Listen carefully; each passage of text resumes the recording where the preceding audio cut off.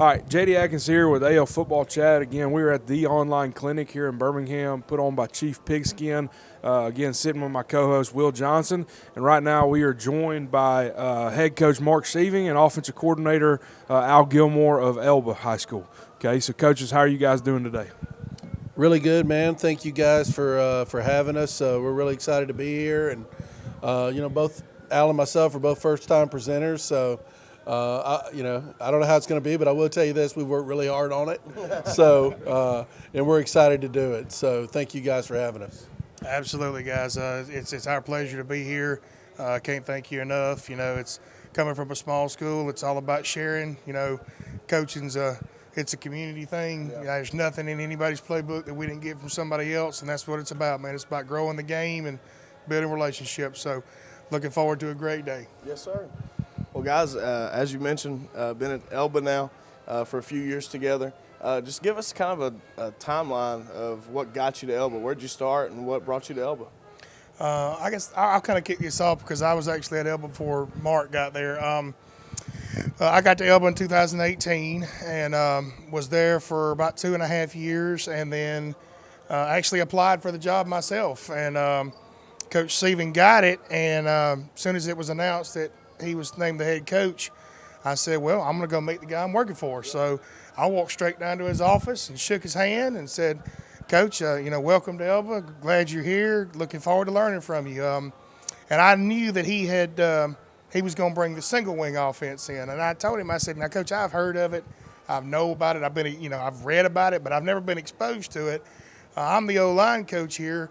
What do I need to be working on going into spring? I'm an O-line guy. I want to know what I'm teaching. And man, we got there on the board that first day, and, it's one of those things where you look up and 3.5 hours later, we're still talking on the whiteboard, and, he'll probably tell you that's kind of where the friendship was forged right there.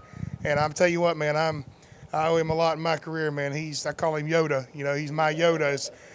He'll give me a lot of credit in this offense, and together we've kind of tweaked and made it something we consider to be unique. But I mean, everything I know I got from him, and I owe him a lot. He took the time to teach me, and then had the faith in me to let me kind of run with it some too. So, but yeah, I'll let him take it and kind of take up from where he picked up with me and moving forward. Yeah, my journey, guys, I'm from Enterprise, Alabama. Played high school ball there.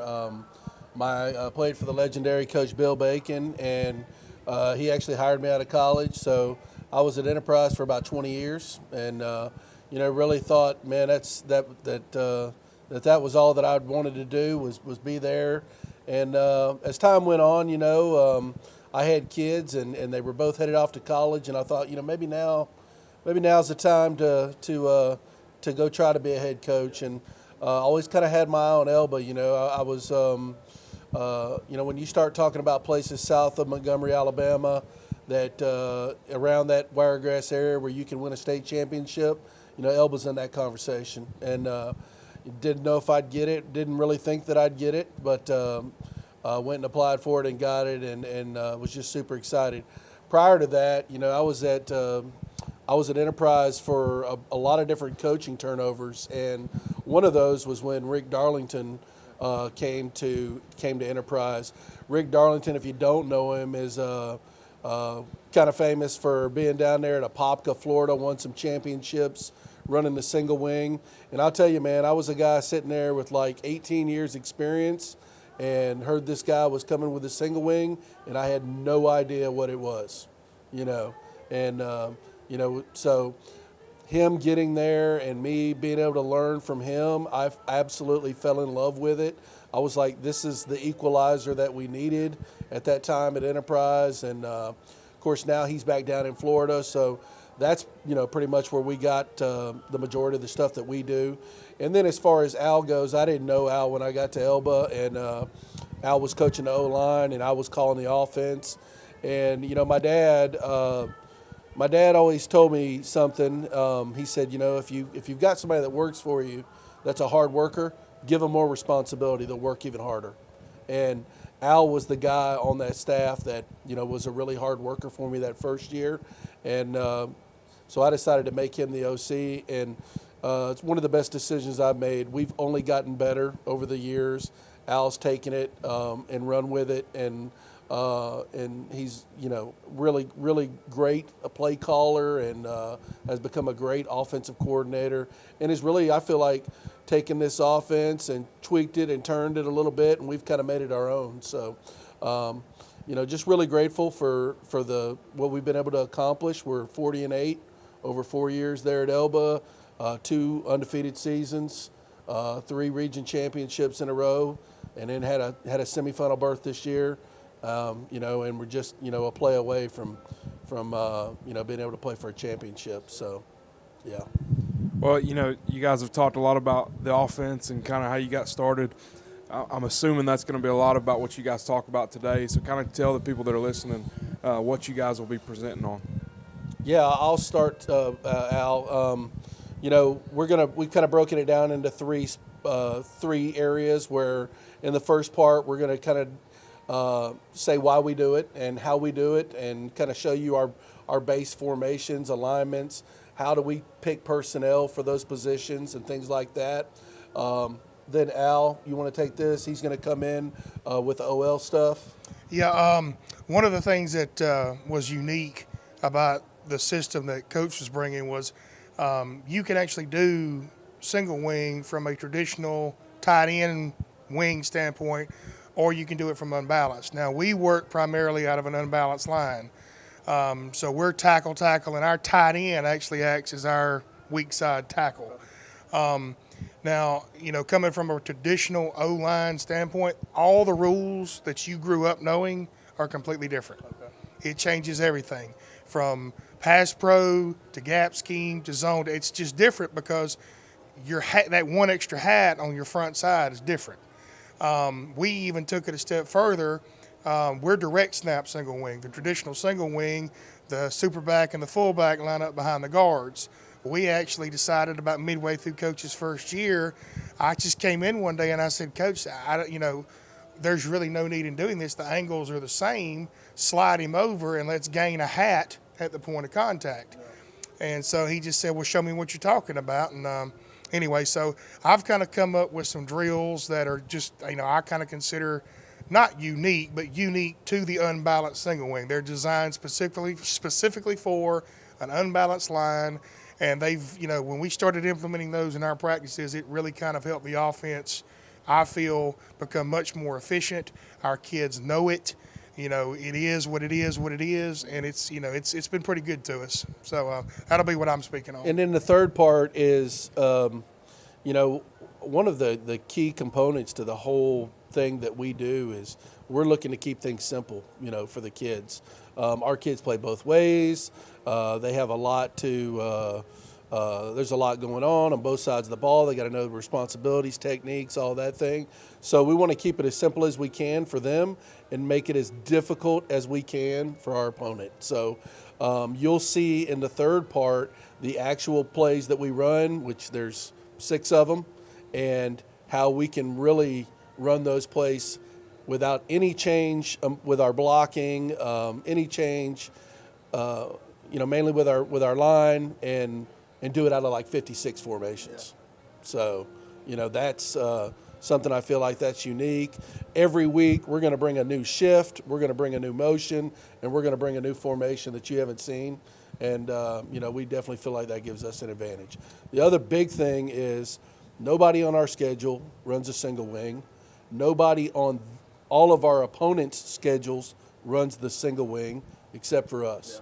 Yeah. And, that is, I've been a defensive guy the majority of my career and still am. I still work a lot with the defense. And I sit there a lot of times and I'm just like, man, how in the world would I try to stop this? And, and then I'll say this, there's 7 teams on our schedule that get in trips 2x2 and 2x1. You know what I mean? And they are easier for us to prepare for because we're doing the same thing week after week, and there's differences. The majorities of the plays, are the same. And so, I think being different is we like that. We like that. Absolutely. Kind of tagging on just something Coach just said. Just a quick example. 2 years ago, we're playing a team about Game 7, and both teams. I think we were undefeated, and they had lost one game. And talking about preparation for it. This is a true story. We literally shifted from our right set to our left set. And in the entire football game, we ran 13 offensive football plays and scored 56 points. We ran 13 total offensive football plays, and it was literally we would go from right to left, and it completely confused the defense. They had no idea how to line up to it because just that little shift, it just it looks so different. But to us, it's just left to right. We're still running power, counter, ISO, sweep. But our kids, hey, let's go, Coach. Hey, we got them. I got kids coming to the headset. Coach, man, let's just roll. And like I said, it's just one example of how this offense has been good. I kind of tell Coach, my thing is, you're limited by your own imagination in it. That's truly the only thing you're limited by is your imagination. So it's, like I said, it's been good to us, no doubt. Well, you guys talking about Elba being, small school, 1A. And I come from that background. I was at a 1A school in North Alabama when I first started, been at a 3A school. And what makes that small school ball so special to me is, A, the community, right? The community that you're around. If you're in a good one, right, the community makes a huge difference in small school ball. And 2, I want to ask you, it's a 2-part question. A, what makes Elba special in the community and the kids? And then the second part of that is, how do y'all kind of handle practice with it being 1A school, small school, and you having to share players on offense and defense? I'll take the community part and let Coach kind of take the practice part. I tell you now, Elba, I've been to a lot of places. My coaching career has taken me to a lot of different schools, but I got to be honest now. It's just something different about Elba on Friday night. Yeah. I mean, we're a small school, but for a 1A school, we've got a 60-member band. And, I mean, it's rocking. Our band director does a great job. I mean, we do the big Elba spell out. I mean, it's rocking. Some of these little bands we have, they try hard, but you got one tuba player that's playing his butt off.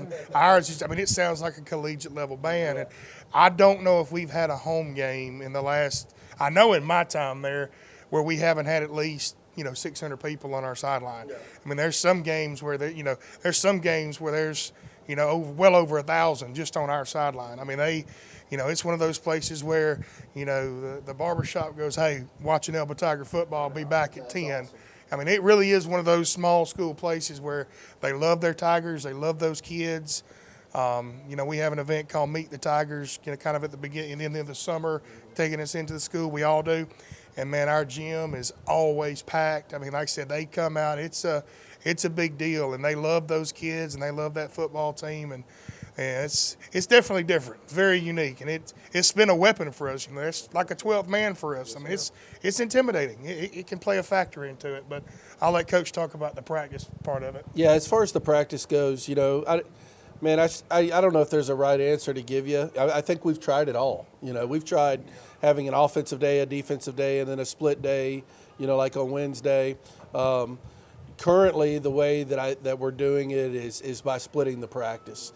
And we try to, I think if we're out there for 2 hours, I think on a Monday it's a little skewed because offense may have an hour and 10 and defense has the other 50.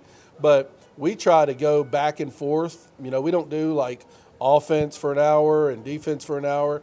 We mix it up. So we'll go, we may be working our inside run period or our 1st and 10 period on offense, and then from that transition into pass scale for defense. So we mix it up. And, I don't know that. I think that's one of those things where even, I would be more than happy and willing to learn to see what other people do to see if there's a better way.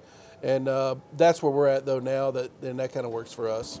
I give him a lot of credit. He is true. Now, he's constantly trying to think of ways to evolve practice. He's talked to me several times about it. There's a man on our staff, Johnny Dice, played football at Alabama, wealth of knowledge. He constantly asks us, guys, what do you think if we plug this here, pull this here? So he does try to evolve practice to where it flows. And like I said, I like it. It's been good to us. We get a lot done in a short amount of time. Now, by, like you said, you're playing a lot of kids both ways. By doing a split practice, are you assigning every kid a secondary position, or is it just select kids? Yeah, pretty much everybody plays two positions. So, and we need it like that even for, if we're on offense, for our scout guys, they got to have some knowledge of what to do on the other side of the ball and vice versa. So, yeah, we found it's easier to just, there is one guy. there is one guy that's just an offensive player. That's our running back. Yeah. He's in his own category though. No doubt he is. So yeah, the rest of them, everybody's got two positions. Well, and talking about that back, right, here's something that I think a lot of coaches may not know how to deal with, right? When you have a highly touted, highly recruited kid, a very special talent, what is that like coaching him on a daily basis and helping him handle his recruiting and stuff too? I think that's something that a lot of us, we try to help our guys get recruited and stuff, but a lot of us don't have that highly touted guy. What has that been like for you guys? I'll tell you, man, it's and I'll let you answer this one too. He's a special player. Like I said, I've been doing this 25 years now, and I've never really coached one like him. So that whole thing with the 70-something offers and all that has been not only new for him, but new for us. And I think our main thing, in handling him is, let's stay humble, focus on getting better every day, the little things. And he understands. And as he's matured and grown, he's a junior now, he understands the importance of it all. And, he just wants to do good. So, Al's played a tremendous role in taking the kid all over the United States and being a mentor to him, and I think all of us try to do that, and keep him humble. And I'll tell you, I do think that he's got those qualities. He's a humble kid. He knows he can't do it without the rest of them, and it makes us feel good as coaches. I know when he's getting interviewed and he gives credit to his teammates and things like that. Those are the type things that you definitely want to hear. Al, you want to?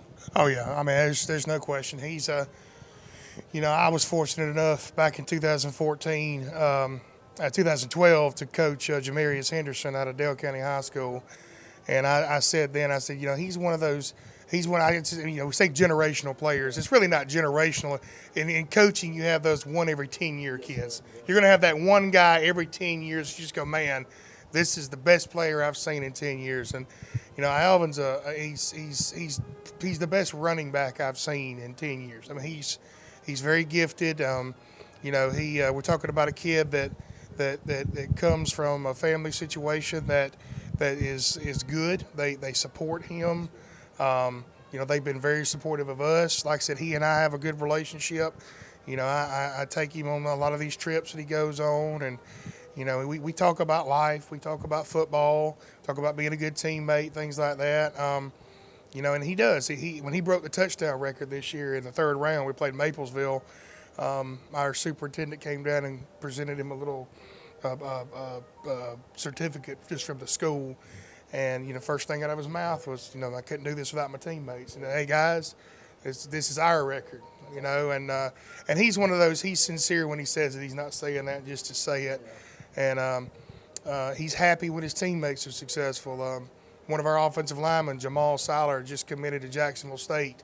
And, he let him know, and Alvin calls me and says, hey, man, is Jamal there? And I put him on the phone. Man, congratulations, Jamal, man. It's great. And we got another kid, Caden Atkins. He's an upcoming junior. He's like, Coach, man, I feel like some schools are fixing to jump on him, and I'm so happy for him, ready for it to go. And he's a good guy. He's rare. He's rare, no doubt.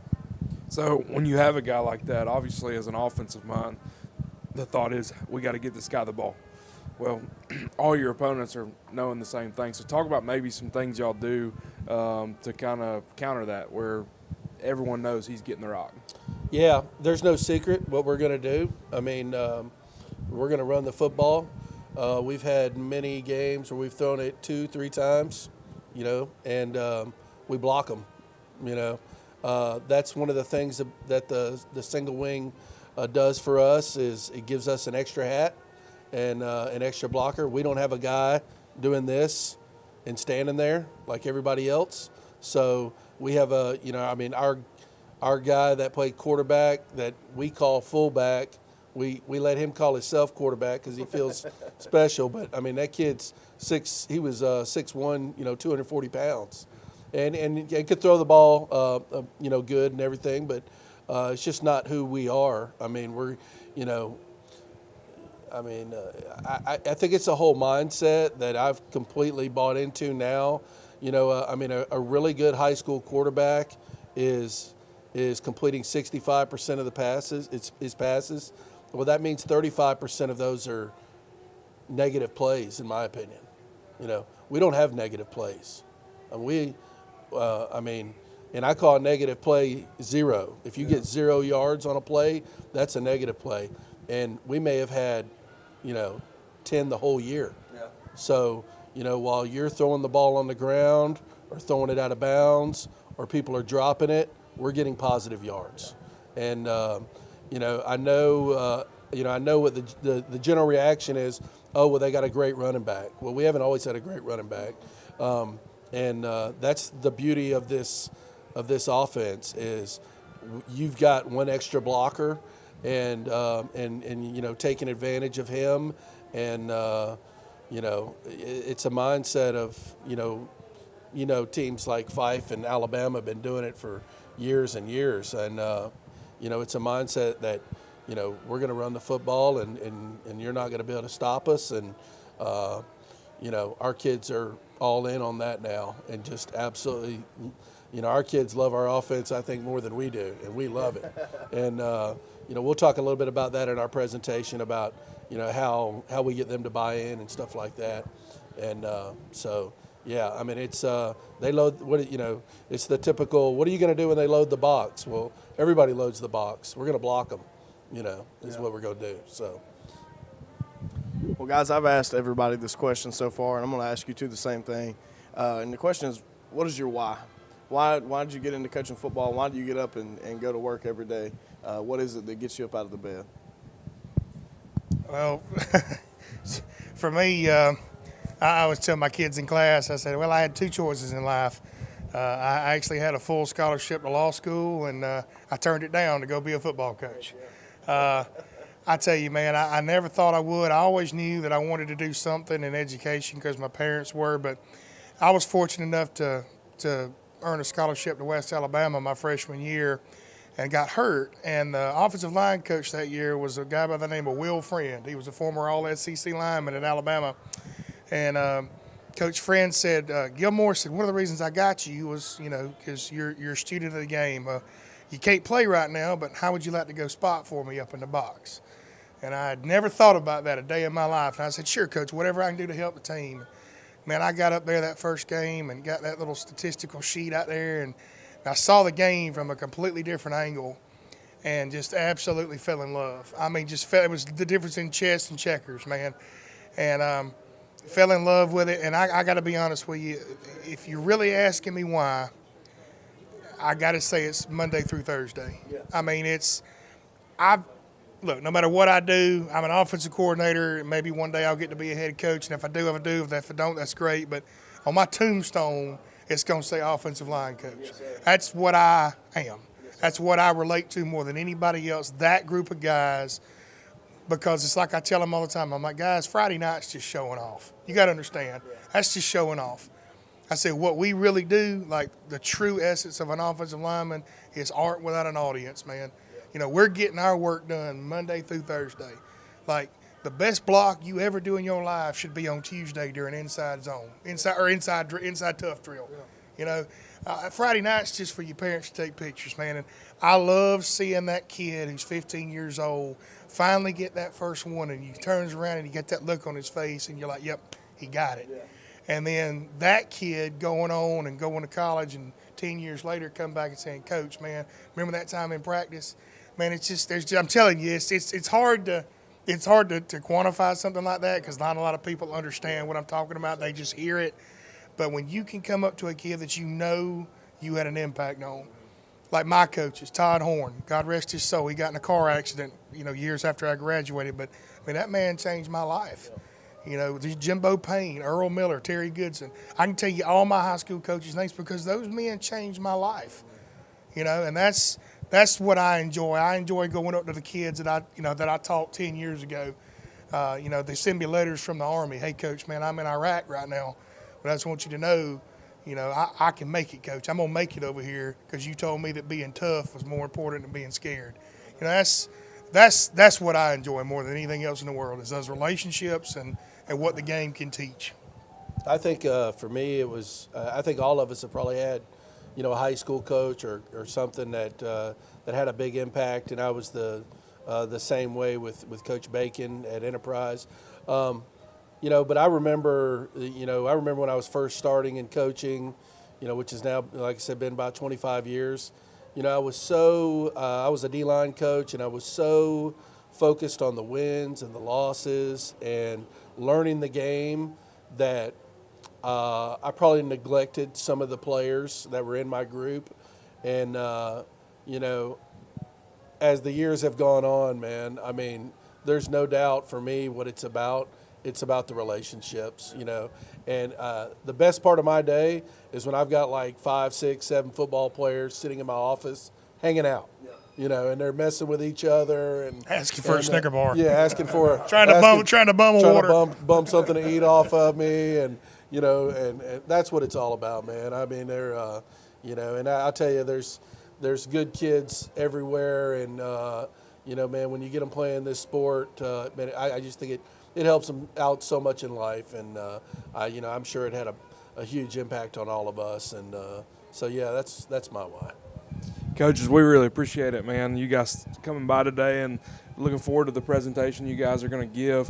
Again, we want to give thanks to Chief Pigskin, the online clinic, for putting this on in conjunction with us at ALFBCHAT. We've been so blessed to go through this weekend and get to talk to guys like you all weekend, and that's kind of one trend that keeps coming up is, you know, no matter if it's 1A or 7A, is that this thing is about relationships, and that's why we're here today doing what we're doing. So, again, thank you guys for being here, and we're really looking forward to it. Thank you. Thank y'all for having us, guys. Appreciate it.